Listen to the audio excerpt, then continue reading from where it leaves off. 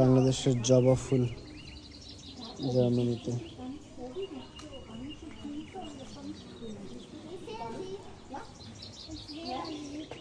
পুরো গাছে একটাই মাত্র ফুল, কিন্তু দেখে অবাক লাগলো।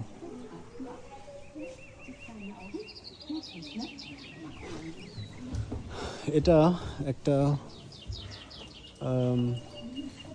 জার্মানিতে বলা হয় অরেঞ্জারি, মানে একটা শীতাতপ নিয়ন্ত্রিত ঘরের ভিতরে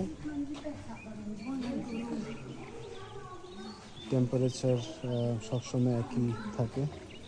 এই ক্লাইমেটে যে গাছগুলো আসলে বাঁচতে পারে সেই গাছগুলো এখানে রাখা।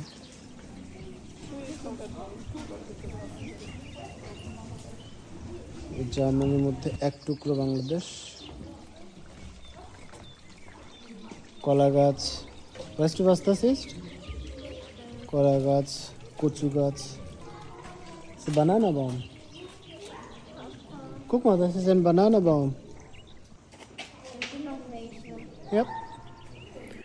এই যে আমার হাতের বাম পাশে দেখতে পাচ্ছেন, এখানে কলা গাছে কলা ঝুলে আছে। কি চমৎকার! আমি ভাবতে পারিনি এখানে এমন কিছু দেখা যাবে। এখানকার তাপমাত্রা এতটাই নিয়ন্ত্রিত যে আপনি দরজা দিয়ে ঢোকার পরই মনে হবে আপনি বাংলাদেশেই আছেন।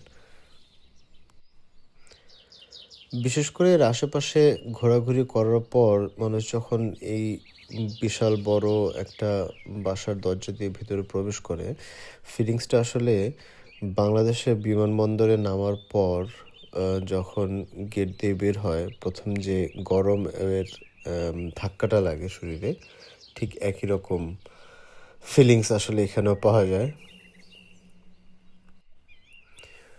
পুরো ক্লাইমেটটা, পুরো অ্যাটমসফিয়ারটা এভাবে তৈরি করা, আদারওয়াইজ এই গাছগুলো তো বাঁচবে না।